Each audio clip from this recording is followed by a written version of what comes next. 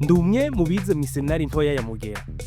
Aho bukera, iri shure rya mbere ryisumbuye ryabayeho mu Burundi, buca ryigina imyaka 100 rimaze ribayeho. Aha niho Uburundi bwose bwize.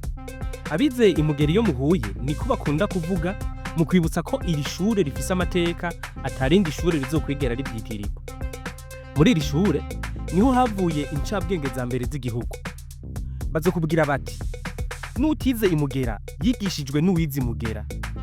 Ariko wowe umaze kugera mu kibanza iri shure riherereyemo, amateka yaryo yo nivyo ngira vuganirira. Riherereye mu misozi ya Mugera, neza na neza ku mutumba Gitora wa komine Bugendana. Uvuye kuri RN12 aho bita ku Ruvu, udugana ibirometero 5 gusa ubanje kujabuka uruzi Ruvyironza.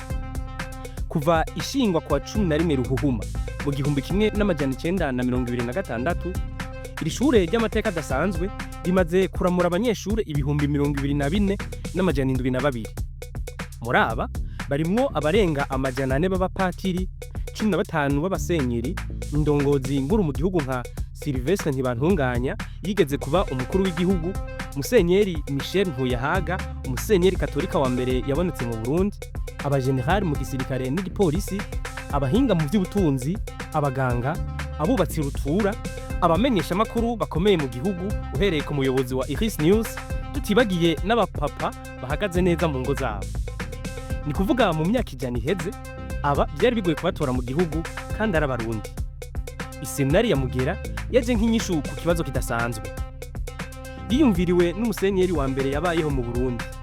Uyu ni Musenyeri Julien Gorju, yari asanzwe afise intebe muri katedrale ya Mugera, uyu munsi isigaye ari bazilike. Hari inkuru mbere ikunze kuvugwa ko ikibanza uyu musenyeri yahawe ngo cubakwemwo iseminari yakiguze ibutura imwe n'abatware b'ico gihe. Imbere yaho mu Burundi, umwana ahejeje amashure mato mato ni kuvuga 6e primaire y'abatsinze. Uyu yarashobora guca akora imirimo imwe imwe nko kwigisha, gukora ubuvuzi bw'ibanze n'utundi turimo duto duto.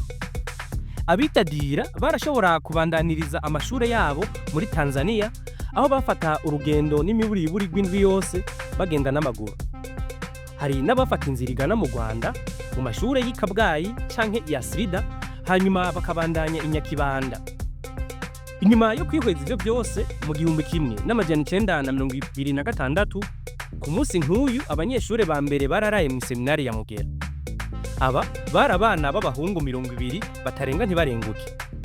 Nkuko namaze kubikubwira, ubu abarenga 10,000 baramaze kuharahura ubumenyi buriko bumurikira igihugu n'Ekleziya uyu munsi. Yamara nubwo biruko, ntivyamye vyera ngo de muri ico kigo kimaze kinjana uyu munsi.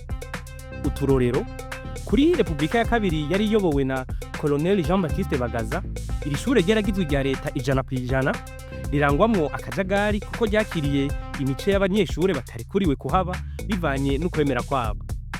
Ni mu gihe iseminari isanzwe ari shure katolika ryakira umuyabaga afise umuhamagaro wo kwihebera Imana kugira rimutegure ryongerere umuronsi ubumenyi buhagije. Mu 1993 naho, mu gihe hariko haraba ugwimo mu gihugu, iki kigo carakiriye impunzi nyinshi zo mu karere, ivyatumye hononekara ibitari bike mu bijanye n'inyubako zayo. Impande y'ibyo, iri shure ryarahuye n'ibihe bidasanzwe mu bijanye n'ubutunzi, bituma mbere igice ca mbere c'amashure yisumbuye cycle inférieur gifutwa muri ryo gushika n'uyu munsi. Ariko ivyo byose vyahise zihagaze bwuma. Mu bigoye no mu vyoroshereye, iri shure gushika ubu rivugwa mu yakomeye mu gihugu. Mu mashure atonda imbere mu bibazo vya leta, iseminari ya Mugera uyisangamo. Mbere benshi mu baciye muri ryo bararonse akaryo ko kuja kunonosora inyigisho zabo mu makungu.